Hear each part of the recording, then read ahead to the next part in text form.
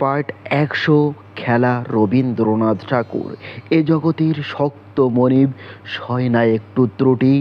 যেমন নিত্য কাজের পালা তেমনি নিত্য ছুটি।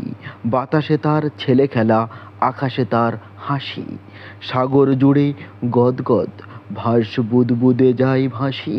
ঝর্ণা ছোটে দূরের ডাকে, পাথরগুলো ঠেলে।